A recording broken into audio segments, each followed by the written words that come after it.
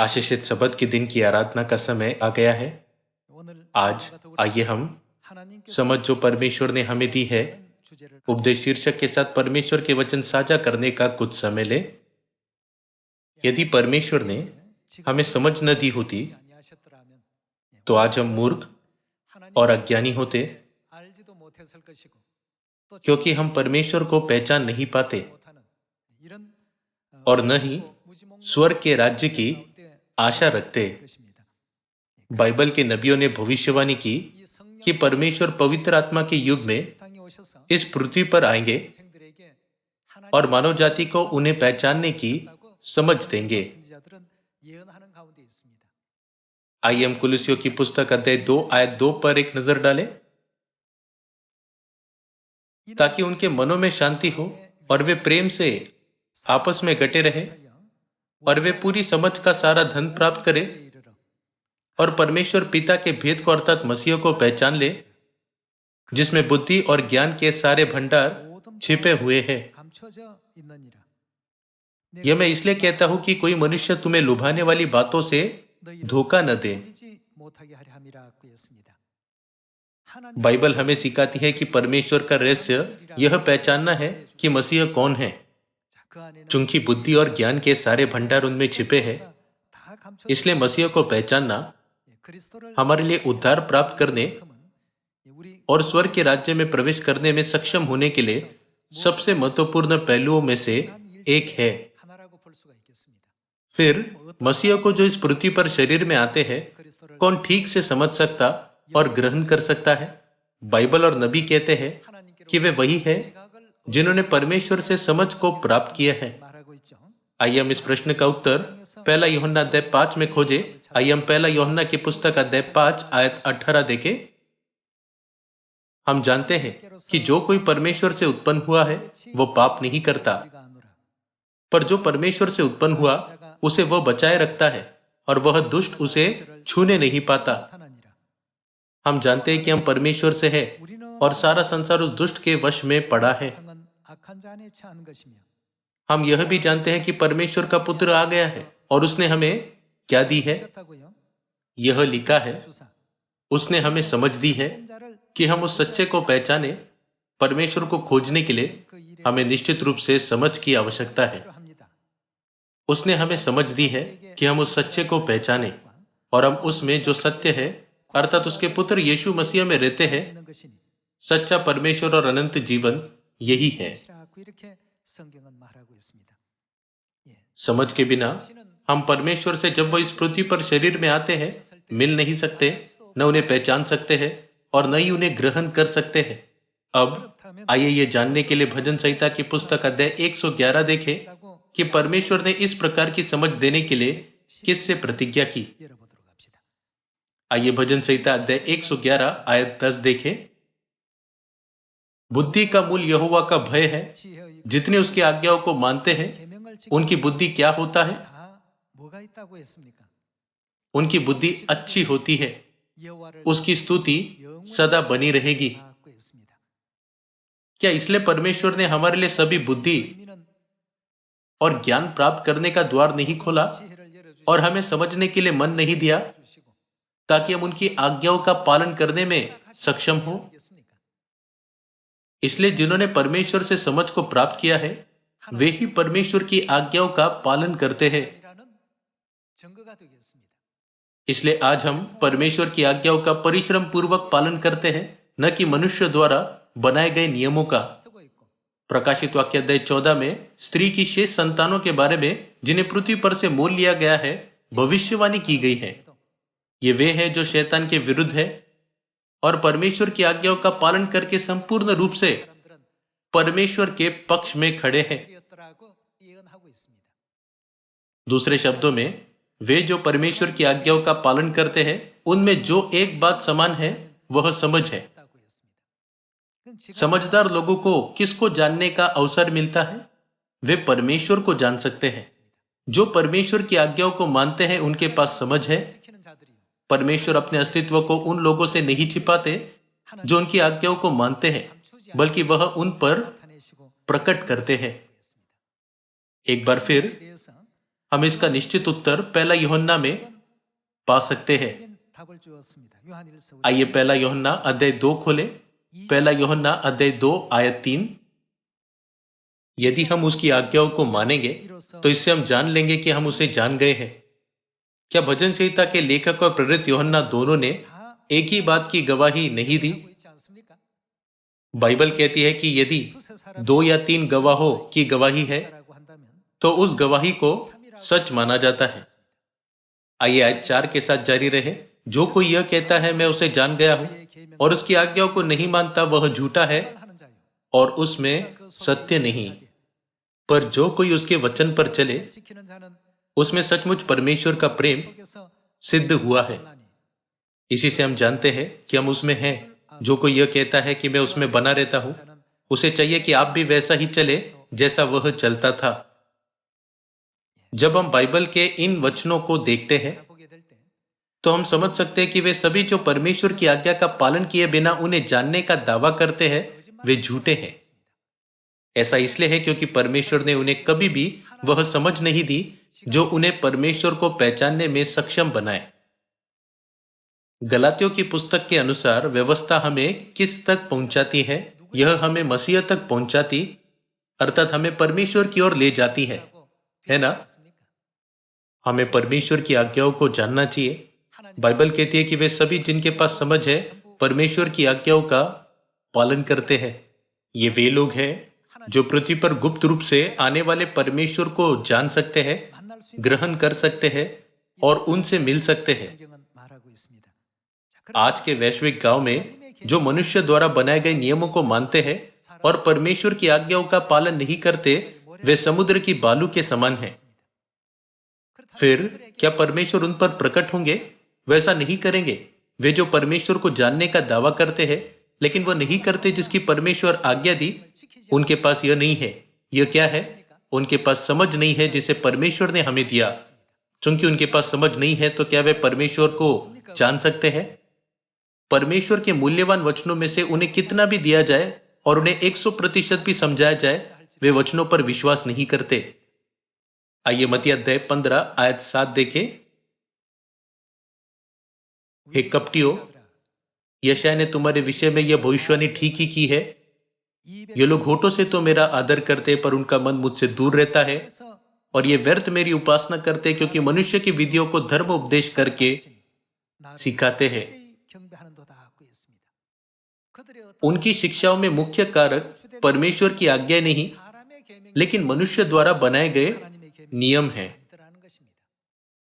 जो परमेश्वर की आज्ञाओं को मानते हैं उन लोगों को परमेश्वर समझ और एहसास देते हुए उनकी परमेश्वर को जानने में अगुवाई करते हैं ताकि वे परमेश्वर को ग्रहण कर सके।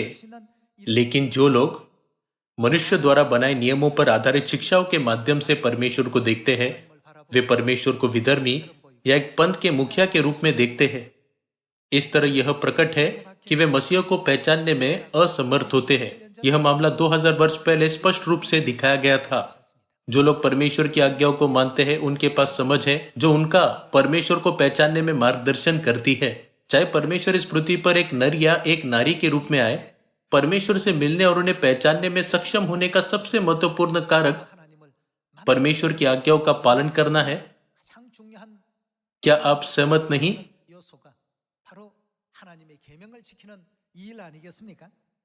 आइए यशायाह अध्याय 29 में देखें कि यीशु ने क्यों कहा ये व्यर्थ मेरी उपासना करते हैं क्योंकि उनकी शिक्षा केवल मनुष्य द्वारा सिखाए गए नियम है।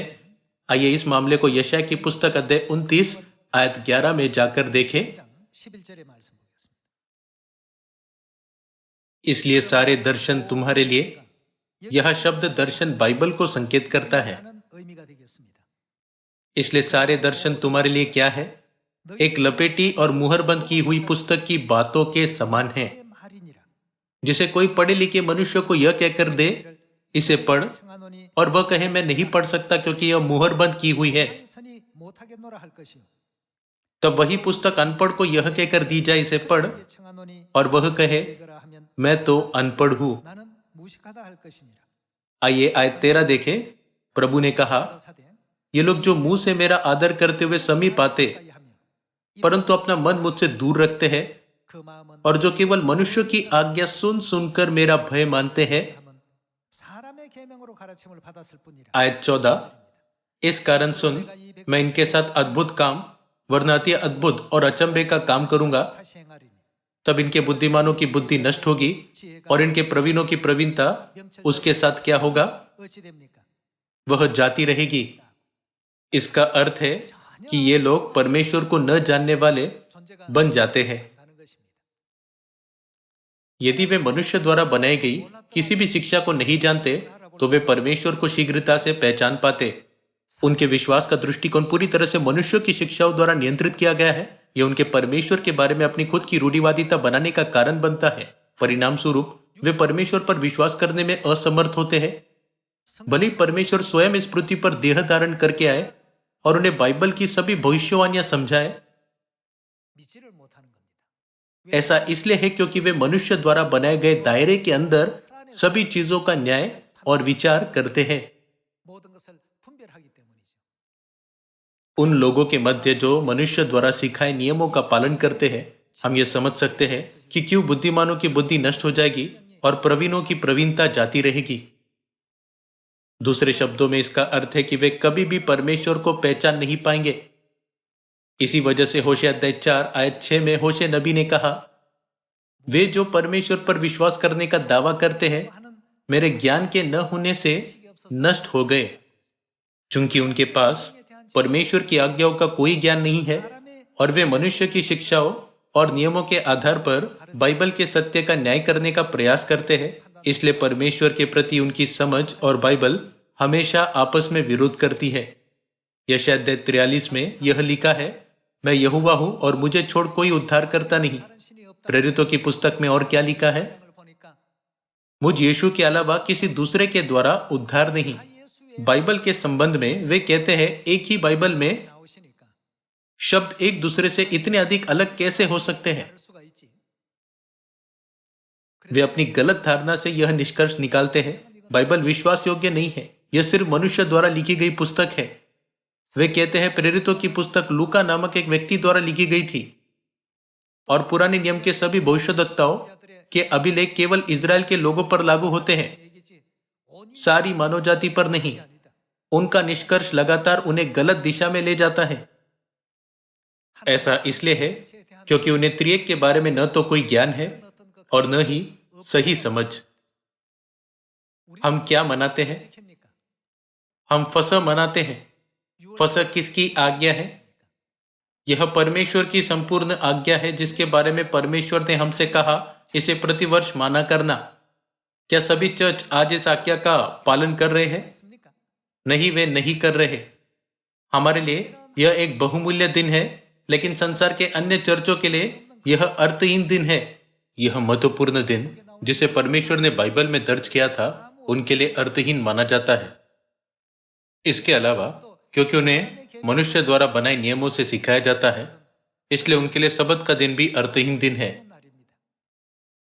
लेकिन परमेश्वर की दृष्टि में यह क्या है?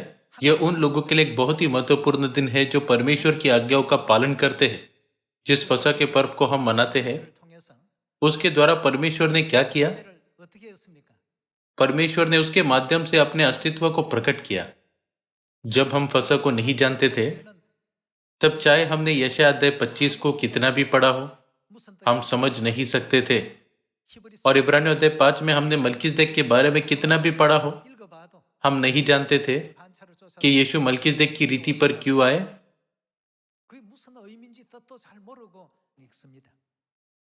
लेकिन फसह में समाई परमेश्वर की इच्छा महसूस करने के बाद और इस आज्ञा का पालन करने के बाद हम यशायाह अध्याय 25, यूहन्ना अध्याय 6 और साथ ही मत्ती अध्याय 26 के वचनों को स्पष्टता से समझ सके। क्या हम पूर्ण रूप से इसके पीछे का अर्थ नहीं समझ सकते कि हम फसह क्यों मनाते हैं? यदि हम फसह मनाने में विफल हो तो हम किसे पहचानने में असफल होंगे? हम मसीह को कभी ग्रहण नहीं कर पाएंगे जो दूसरी बार पृथ्वी पर आए। यदि हम उन्हें ग्रहण न करें तो हम और किसे ग्रहण करने में असफल होते हैं? हम मेमने की पत्नी को ग्रहण नहीं कर सकते जो हमारी स्वर्गीय यरूशलेम माता है। यशायाह अध्याय 29 में यह लिखा है, जब हम मनुष्य द्वारा बनाए नियमों से सिखाए जाते हैं तो बुद्धि और प्रवीणता नष्ट हो जाती है। जो परमेश्वर की आज्ञाओं को मानते हैं उन्हें परमेश्वर समझ देंगे ताकि वे जान सके कि सच्चे मसीह कौन है। फिर क्या हम जो फसह और सबत की आज्ञाओं का पालन करते हैं परमेश्वर को पहचान सकते हैं भले ही वह इस पृथ्वी पर शरीर में आए? हाँ, हम उन्हें पहचान सकते हैं। यशायाह 25 आयत 6।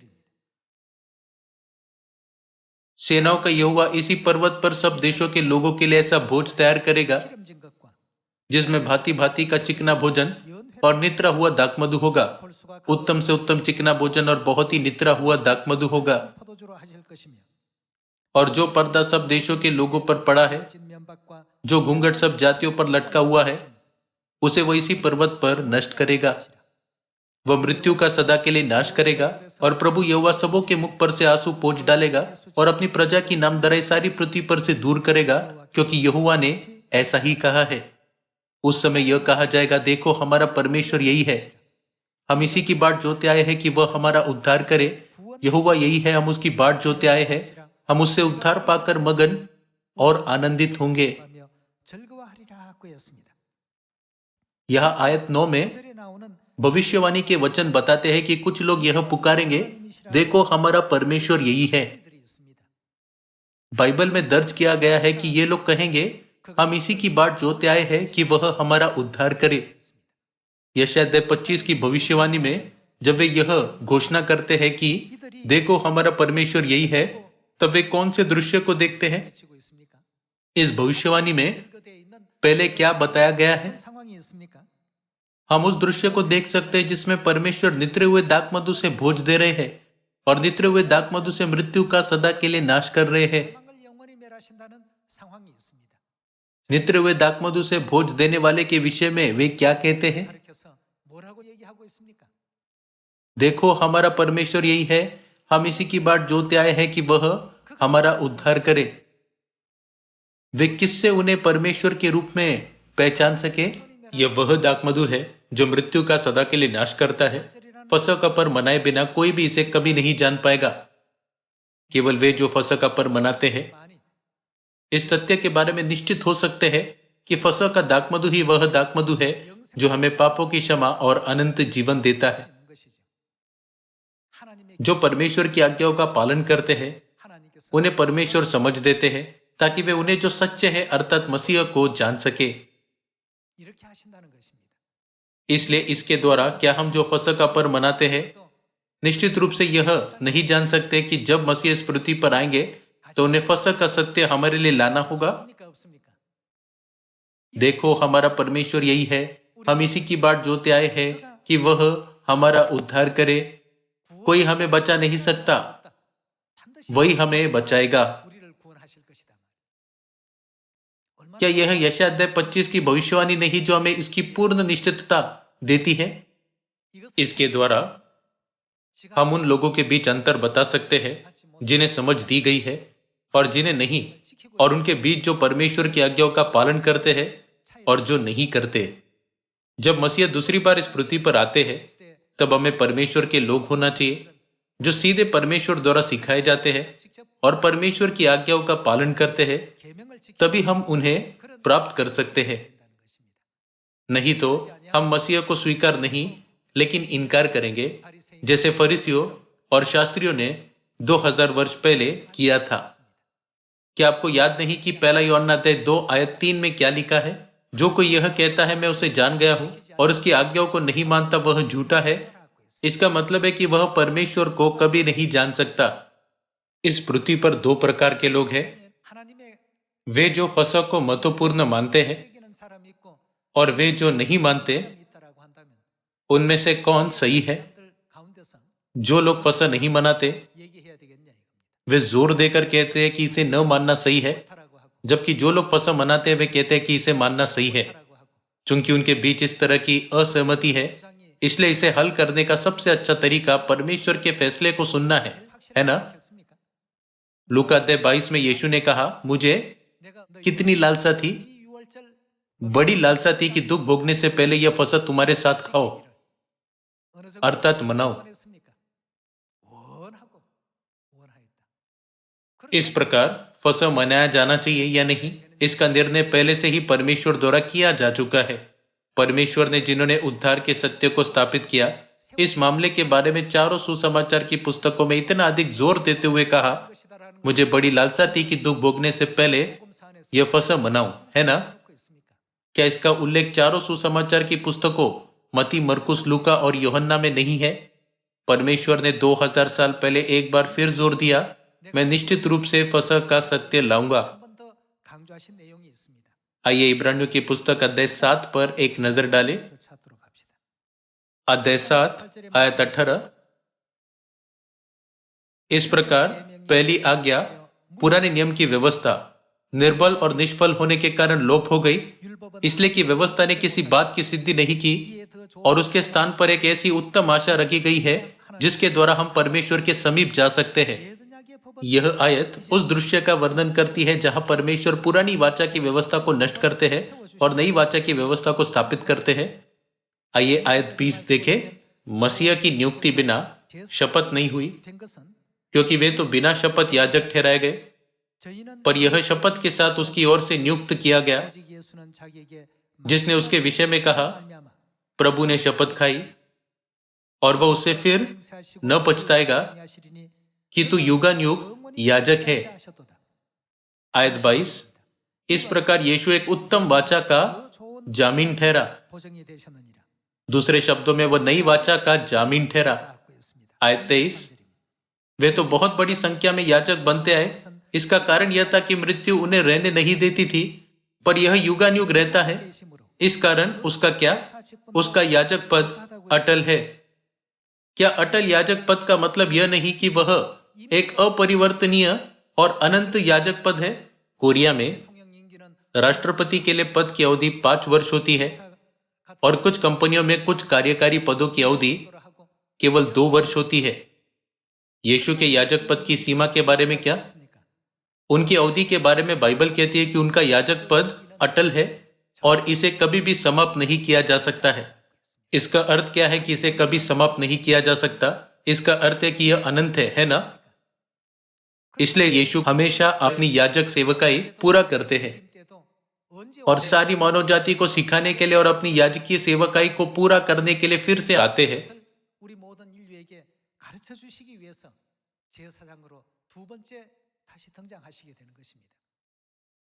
फिर 2000 वर्ष पहले यीशु ने किस प्रकार के याजक पद को पूरा किया? अध्याय 5 आयत 6। इसी प्रकार वह दूसरी जगह में भी कहता है, तू कौन सी रीति पर? मलकीसेदेक की रीति पर सदा के लिए याजक है। क्या केवल अपने पहले आगमन पर ही वह मलकीसेदेक की रीति पर याजक थे? बाइबल कहती है वह सदा के लिए याजक है। क्या उनके दूसरे आगमन पर भी ऐसा नहीं होगा? उन्हें मलकीसेदेक की रीति पर याजक के रूप में दूसरी बार इस पृथ्वी पर आना चाहिए। चूंकि यह कहता है कि वह मलकीसेदेक की रीति पर याजक के रूप में आएंगे, तब वह सत्य क्या है जिसे उन्हें लाना चाहिए? निश्चित ही वह फसह का पर्व है जिसे वह हमारे पास लाएंगे, क्योंकि उत्पत्ति की पुस्तक अध्याय 14 के अनुसार मलकीसेदेक का याजक पद दशमांश के साथ साथ रोटी और दाखमधु के द्वारा पूरा होता है। आयत 7। यीशु ने अपनी देह में रहने के दिनों में ऊंचे शब्द से पुकार पुकार कर और आंसू बहा बहा कर उससे जो उसको मृत्यु से बचा सकता था प्रार्थना और विनती की, और भक्ति के कारण उसकी सुनी गई। पुत्र होने पर भी उसने दुख उठा उठा कर आज्ञा माननी सीखी और सिद्ध बनकर अपने सब आज्ञा मानने वालों के लिए सदा काल के उद्धार का कारण हो गया, और उसे परमेश्वर की ओर से मलकीसेदेक की रीति पर महायाजक का पद मिला। फिर अपने पहले आगमन पर जिस याजक पद को उन्होंने पूरा किया, क्या वह उनके दूसरे आगमन पर बदल जाएगा? मलकीसेदेक का याजक पद एक ऐसा याजक पद है जिसे कभी भी किसी और को दिया नहीं जा सकता। तब निसंदेह वह कौन सा सत्य है जिसे परमेश्वर को इस पृथ्वी पर दूसरी बार आने पर अवश्य लाना चाहिए? जो नित्य दाखमधु को लाते और उस दाखमधु से जिसमें मृत्यु का सदा के लिए नाश करने की सामर्थ्य है भोज देते हैं, वह हमारे परमेश्वर है। दूसरे शब्दों में वह कौन है जो इस पृथ्वी पर बाइबल की भविष्यवाणियों के अनुसार नई वाचा के फसह का सत्य हमारे लिए लाता है? निश्चय वह हमारे परमेश्वर है। यह फसल हमारे लिए कौन लाया? किसने 1600 वर्षों से अधिक समय से मुहरबंद सत्य को प्रकट किया? हम वह है जो हमारे परमेश्वर की शिक्षाओं का पालन करते हैं। तब क्या आप सोच सकते हैं कि हमारा भविष्य कितना शानदार होगा? सच में इसके बारे में केवल एक पल के लिए सोचिए। मान लीजिए कि एक व्यक्ति बिना यह जाने कि उसके माता पिता कौन है कोरिया में रहता था। एक दिन सबसे अमीर करोड़पतियों में से एक ने अपने खोए हुए बच्चे को खोजने के लिए कोरिया का दौरा किया। उस समय उसका बेटा बहुत कठिन जीवन जी रहा था। वह एक बार में 2 या 3 काम करके मुश्किल से अपना जीवन यापन कर रहा था। बाद में उसे पता चला कि उसके पिता अमेरिका में करोड़पति है। उसके पिता अपनी संपत्ति अपने बेटे को देने के लिए कोरिया आए थे। वह व्यक्ति उसका बेटा था जिसकी तलाश करोड़पति कर रहा था। क्या आप कल्पना कर सकते हैं कि जब उसे पता चला तो उसे कैसा लगा होगा? वह बहुत खुश हुआ होगा। वह सोच भी नहीं सकता था कि उसका भविष्य कैसा होगा। वह एक पुराने जर्जर किराए के घर में रहता था, लेकिन जब वह एक बार अमेरिका चला जाएगा तो उसे अपने पिता की सारी संपत्ति विरासत में मिल जाएगी और फिर वह सीईओ बन जाएगा, क्योंकि वह एक बड़ी कंपनी के मालिक का बेटा था। यह सब जानने के बाद क्या वह सो पाया होगा? क्या वह कल्पनाओं से भरा नहीं रहेगा कि क्या होगा? हम वही लोग हैं जिनके सामने इतना शानदार भविष्य है। जल्द ही स्वर्गदूतों की दुनिया और पूरे ब्रह्मांड के आत्मिक प्राणी हमसे ईर्ष्या करेंगे। वे कहेंगे, आप सचमुच अद्भुत हैं, आप परम प्रधान के बेटे और बेटियां हैं। जब हम इस छोटे से ग्रह पृथ्वी पर होने वाली परिस्थितियों पर विचार करते हैं तो हम सोच सकते हैं, फसह का पर्व मनाने में इतना अच्छा क्या है? शब्द को मनाना क्या बड़ी बात है? क्या वास्तव में पिता और माता को जानना और ग्रहण करना इतनी महान आशीष है? ऐसा इसलिए है क्योंकि स्वर्ग के राज्य के रहस्य छिपे हुए हैं। हालांकि क्या स्वर्ग के राज्य के रहस्यों का ज्ञान हमें तब से नहीं दिया गया जब से हम परमेश्वर की संतान हैं? फिर भी क्या होगा यदि हम बिना यह महसूस किए कि परमेश्वर की संतान होना कितना मूल्यवान है, उनकी संतान होने के अपने अधिकार को छोड़ दे? हमें यह मूर्खतापूर्ण और हृदय विदारक कार्य कभी नहीं करना चाहिए। भाइयों और बहनों, कल्पना कीजिए कि आप सबसे अमीर करोड़पतियों में से एक की संतान है जो अपनी खोई हुई संतान को ढूंढने आया। आपको कैसा लगेगा? केवल उसकी कल्पना करना ही आपको इतनी खुशी देता है ना? आपको ऐसा लगेगा जैसे आप संसार के सबसे उच्च स्थान पर है। आप सोचेंगे, मेरा जीवन कैसे बदलेगा, मेरा भविष्य कैसा होगा? यदि आप एक ऐसे भविष्य की कल्पना करते हैं जहां आप एक विशाल महल में रहते हैं और बहुत से लोग आपकी सेवा के लिए तैयार हैं, भले वे आपको राजकुमार और राजकुमारियों के रूप में देखना न चाहे, तो क्या आप अभी भी हर दिन खुश नहीं होंगे? आपके जीवन का हर पल बहुत खुशी और आनंद से भरा होगा, है ना? कृपया परमेश्वर को जानने को तुच्छ न समझे। यह वास्तविक नहीं लग सकता है कि आप परमेश्वर की संतान बन गए हैं, क्योंकि आप अभी भी यह पृथ्वी पर है। कहानी के खोए हुए बच्चे के साथ भी ऐसा ही था। कोरिया में रहते हुए वो इसे महसूस नहीं कर सकता है। उसे पहले अमेरिका जाना है, तब उसके पिता समाचार पत्रकारों को एक साथ इकट्ठा करके संसार को यह घोषणा करेंगे, आखिरकार मैंने अपनी खोई हुई संतान को खोज लिया। हमारे साथ भी ऐसा ही है। जल्दी हमारे पास आत्मिक दुनिया में ऐसे महिमामय क्षण होंगे। इसलिए आइए हम इस पृथ्वी पर अस्थायी और क्षणिक वस्तुओं से चिपके न रहे। इसके बजाय आइए हम उस शानदार भविष्य की प्रतीक्षा करें जो परमेश्वर हमें देंगे। मुझे आशा है कि आप सभी सियोन की संतान बने जो हमारे अनंत घर स्वर्ग में प्रवेश करती है। इसी के साथ मैं आज का उपदेश समाप्त करना चाहूंगा। आपका बहुत बहुत धन्यवाद।